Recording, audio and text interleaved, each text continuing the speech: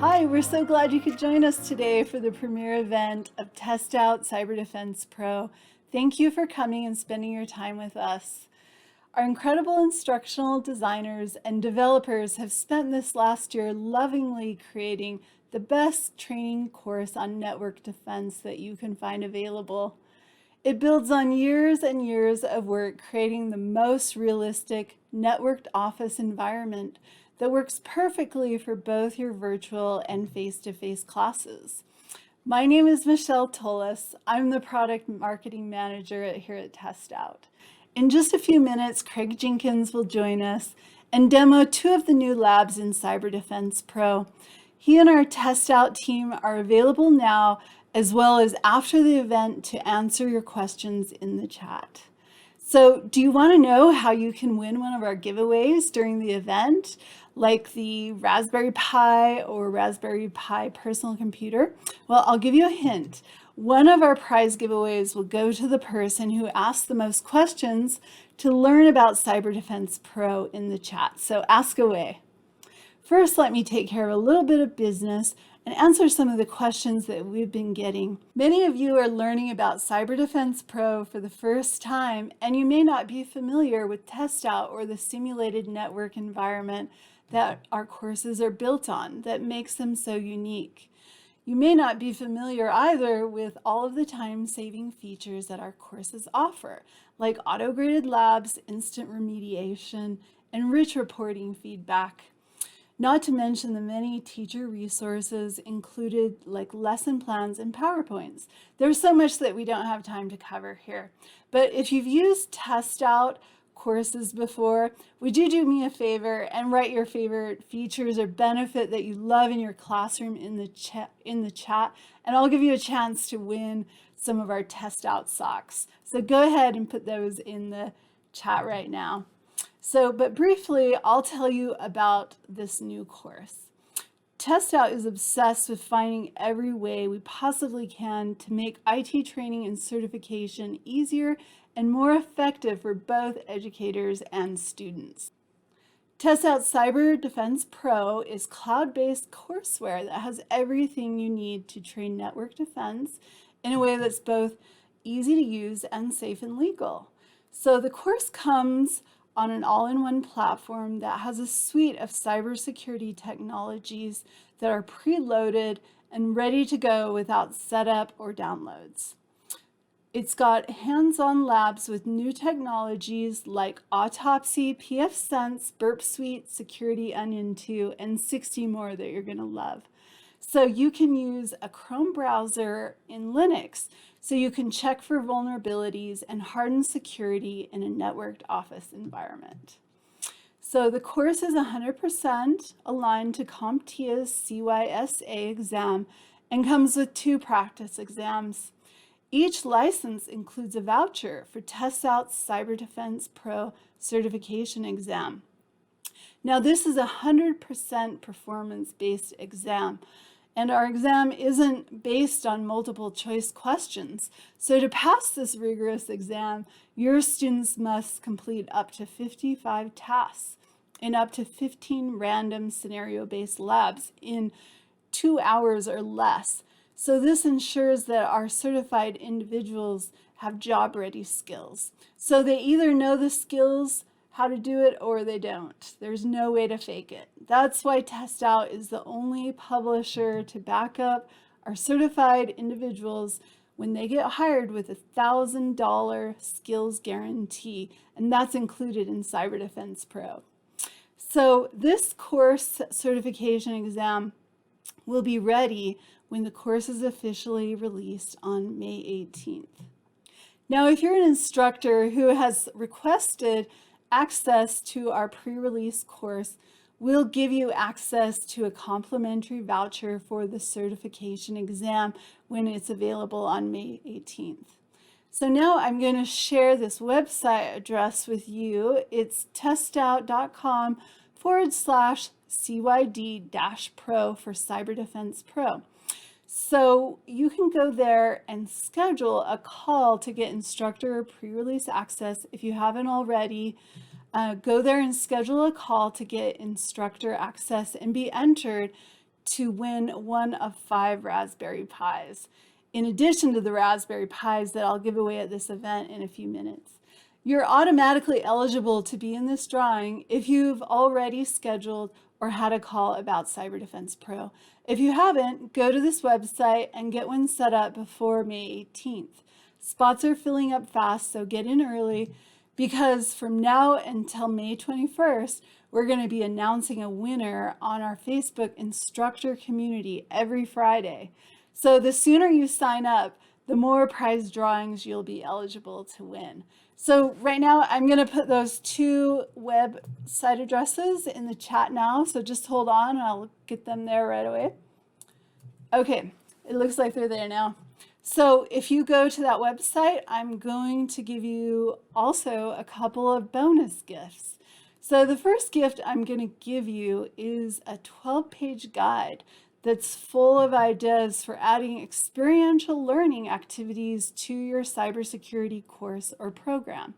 So this is important because if you decide to go with TestOut CyberDefense Pro, it's going to free up a lot of your time from busy work like grading screenshots and setting up and resetting labs. So you're going to have extra time to make your cybersecurity track stand out so that you can attract more students, and there's just a lot of tips and ideas and information in it. It will also introduce you to Spencer DeGraw, who started as the only IT teacher at LDS Business College and was able to rapidly grow his program using TestOut courseware. Now his 2-year IT program has 4 staff members and offers both associate and bachelor's degree in cybersecurity, in addition to all of his other IT programs. So check out his amazing story when you download this guide. The second bonus I'm going to give you is our cybersecurity course comparison guide that covers the differences of topics covered for our courses Security Pro, Ethical Hacker Pro, and Cyber Defense Pro. Besides covering different certification exams, Cyber Defense Pro and Ethical Hacker Pro are designed for very different roles. So the lab scenarios are different as well, with the types of activities assigned using technologies like Wireshark and Kali Linux. So you'll see images of the actual course menus along with a side-by-side comparison, plus easy hyperlinks to additional information if you wanted to dive into the details like the course outline. To get pre-release access and be entered to win one of the 5 Raspberry Pis and links to these informative bonus gifts, make sure you go to the page testout.com/CYD-Pro. So now who's going to go and get that pre-release access? If you are, will you drop your name in the chat for me? We've got some great TestOut swag that we're going to send to some of you. So drop your name in the chat, and we've got lots more giveaways coming your way. Using Ethical Hacker Pro and Cyber Defense Pro will help you provide your students with both a red team and a blue team learning experience that is ideal so that they can problem solve and sharpen their skills to become multi-dimensional network defenders. So with the addition of our newest course, Cyber Defense Pro, now you can effectively provide a well-rounded experience in the most realistic environment for your students. So now I'm going to give you a quick look at the network map in Cyber Defense Pro to show you some of the simulated components of the network the labs interact with, like the ones Craig is going to show you in just a minute. I'll log on here and open the course and go into the menu and choose this lab.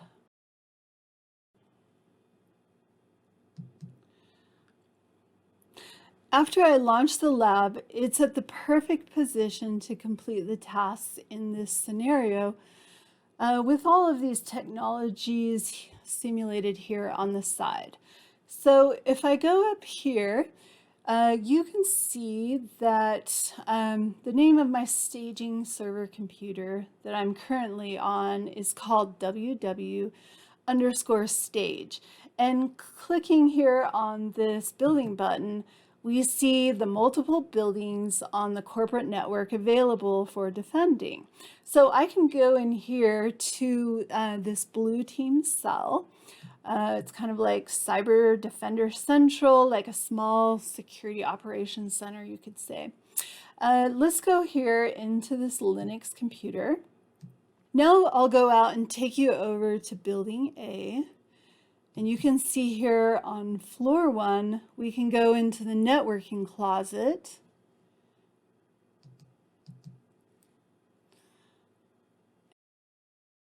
And you can see the switch here, and I will click on a cable and unconnect it.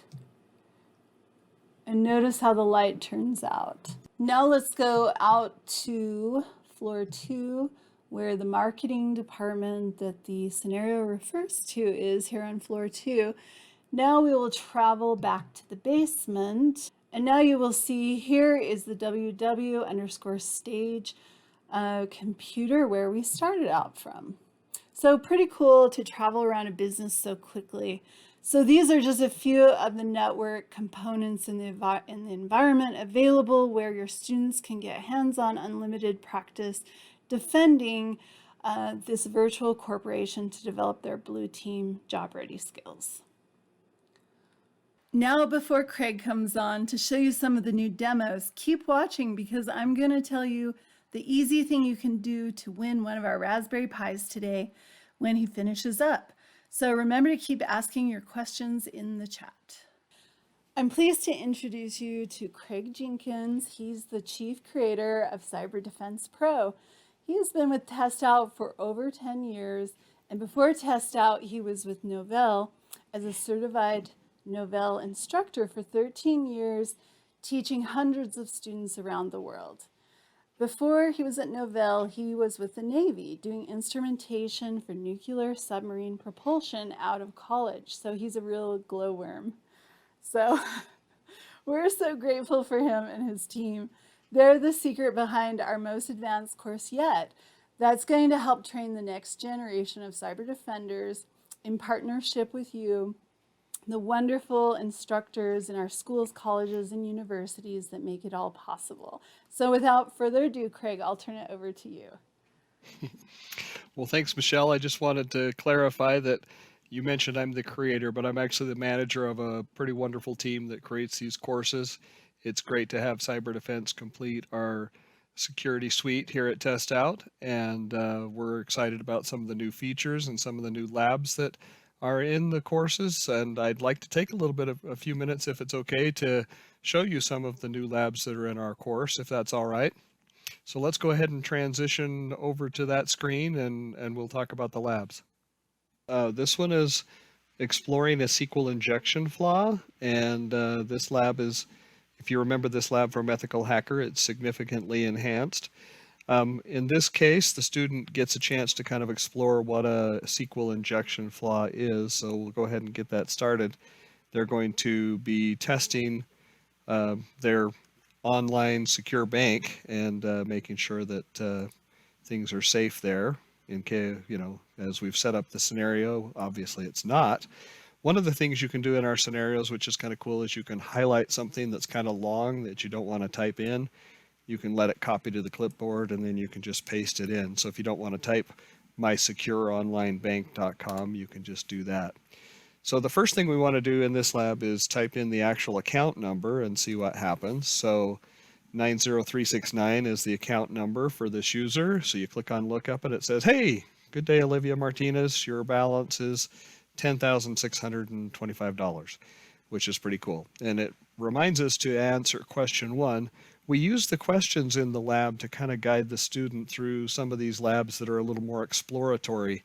And so those questions help them know where to go. And so in this case, we're checking that they've done this by having them enter the balance. So 625.79 is the balance for this account. So the next thing we want to do in this lab is to begin to investigate how much validation on the input this website is doing. And so we'll type in the number 1 just so we know where we're at. And if we click on lookup, you'll see that it says, oh, you haven't entered a valid account number. So it knows that a one-digit number is not going to be a valid account number. If we put in 2, it knows that 2 digits is not a valid account number. 3, 4, and then once we put in 5, you'll see that things change a little bit. Oh, now that we've put in 5 digits, it says, okay, well, it's not telling us it's not a valid account number, but it's not telling us that it found an account number. So at least it's checking to see that you're entering in a 5-digit number. If you keep going, let's do 6 and 7. Interestingly enough, it's not telling us that it's a bad account number. It's just telling us that it didn't find that account number. So if you look at the question over here, one of the questions says how many digits are required to be considered a valid account number? Well, as long as it's got 5 digits in it, it's going to say, okay, this must be some sort of a valid account number. So in the world of SQL injection, that leads us to believe, well, gee, can we enter in additional information? So I'm going to type in my account number, again, 639, and I'm going to add some additional information to it. In the scenario, it suggests typing Bob or cat or dog. And if we type in Bob, you'll see that, oh, it took my account number and it gave me the information, but it didn't care that I had put additional information after the account number, which kind of gives us an indication that this is going to be vulnerable to a SQL injection attack, because it's going to let us put other things in there. So you can see, oh, we forgot to answer the question over here. What can you determine from these inputs? Well, the input is not restricted beyond the first 5 digits. So we found that, hey, we can put extra stuff in there and it's still going to give us our account number. So with that information, knowing that we can put extra stuff in there, let's try a couple of simple injection attacks. So we're going to put in our account number, and then we'll just add or 1 equals 1. And basically, whoops, that's not equals, 1 equals 1. And what this is basically saying is I want my account number or true. So I want, basically it's saying I want any account number. And so if we click on lookup here, well, gee whiz, we got everybody's account number, because we told it to give us everybody's account number where account equals where it's true. And so we got the whole list of things here. So just to verify that the student's kind of following along with us, we ask him for the account number of Ocean Padilla here. And so his account number is 90006. And we put that in. So we're going to try another simple SQL injection attack where we're going to try and add some information. So we'll say, tell us our account number and who am I? And so if you do account number and who am I and click on lookup, you get your account balance, but you also get returned the user that the web server is using. So that web server is using www.user or -user. So once we've got that information in there, we can click on Score Lab and it tells us we've answered the questions correctly, but we've guided the students through kind of evaluating whether or not this is this website is vulnerable to attack. So I'm going to go ahead and close that, and we'll go ahead and jump ahead to the next lab, which is the SQL injection lab with using Burp Suite. We're going to do a fuzzer test, and what that means is we're going to use Burp Suite to try, instead of us trying to do this manually, we'll use Burp Suite to, I'm going to go ahead and start the lab. We're going to use Burp Suite to try lots and lots of potential SQL attacks to see if any of them are successful. So, why do it manually if you can have a computer try hundreds and thousands of different possible attacks for you? So we'll go ahead and start Burp Suite here. Burp Suite is a tool that kind of acts as a proxy between your web page and the web server, and it gathers the information, and you can do all sorts of fun things as that web information passes through Burp Suite. Now we've already gone ahead and set up the browser so that Burp Suite is the proxy. And we'll go ahead and start Burp Suite in the Community Edition. The very first thing we want to do, since we've got the proxy set already, is we want to come into the proxy and tell it to turn intercept off. And what this is doing is it's telling it not to intercept the traffic, but just to let the traffic pass through Burp Suite and watch it. And then we're going to click on HTTP history, so that we can see what's going on. And we'll just kind of hold off here. We're going to go ahead and bring up our browser now. And once again, we'll just copy the information so we don't have to type the big long bank name there, My Secure Online Bank. And we'll go ahead and hit enter. So here's My Secure Online Bank popping up here. You can see that the first couple of web requests show up down there. And now let's go ahead and put in our account number, 90342, and hit lookup. We get our account balance back. We're like, hey, that's so cool. Okay, so now down here in Burp Suite, you see this request for the 90342. What we want to do is tell Burp Suite to try lots of different things instead of 90342. So the way we can do that is we right-click here and we select Send to Intruder, and that sends everything about this, the host, the method, and all these things. It's going to send over to the Intruder tab, which is where we're going to do our fuzzer attack. So you can see that already here it's got a target for My Secure Online Bank. And if we click on positions, it shows us this is the web request that was being made. And so what we're going to do in a more complex system, you may have several kinds of requests being made. In ours, we just have the one. And so you would want to clear them. But in this case, we'll just go ahead and say, okay, this is where the request information goes. And we're going to click on add to add some little delimiters there so that we know this is where the fuzzer attack is going to take place. It's going to insert lots of different things in here and try lots of different possible SQL attacks automatically.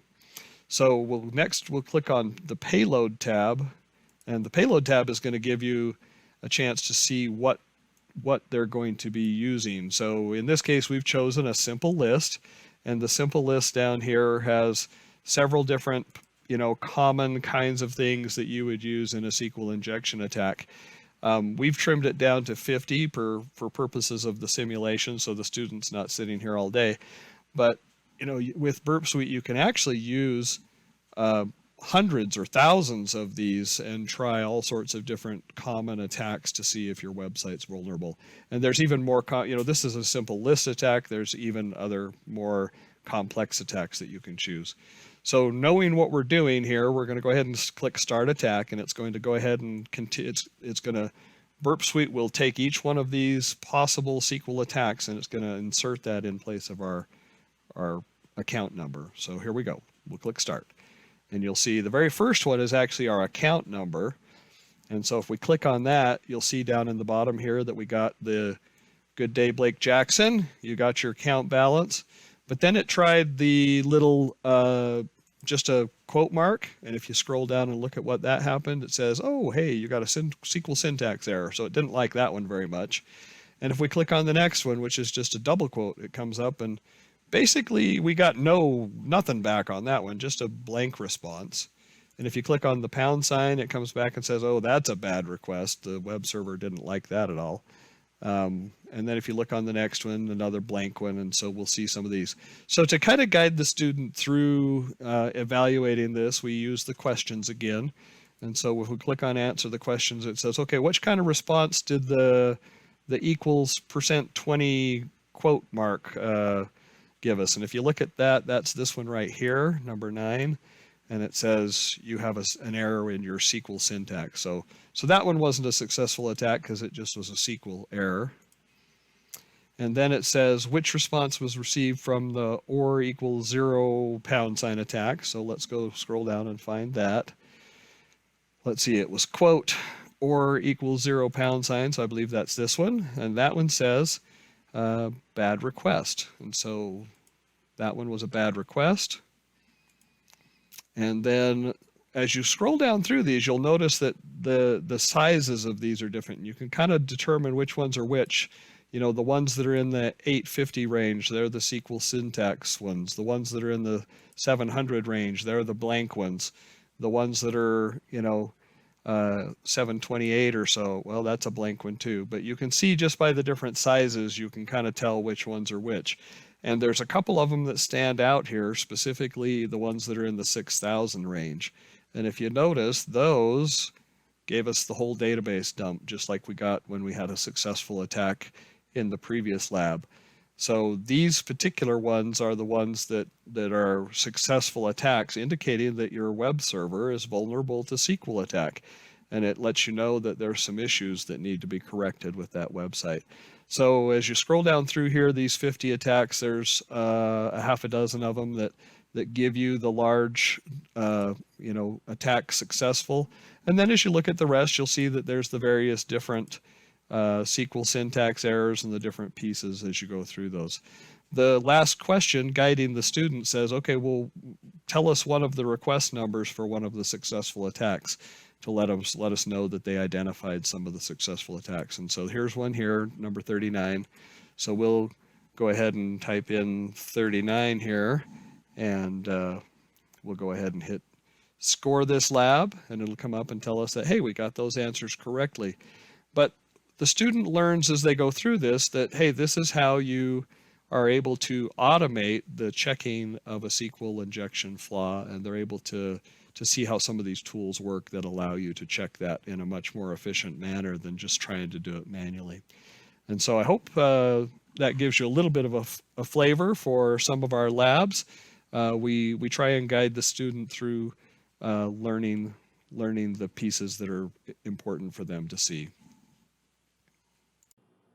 Thanks so much, Craig, for giving us that first look at these powerful labs that are as close to the real world as possible. I've got to say they look pretty incredible.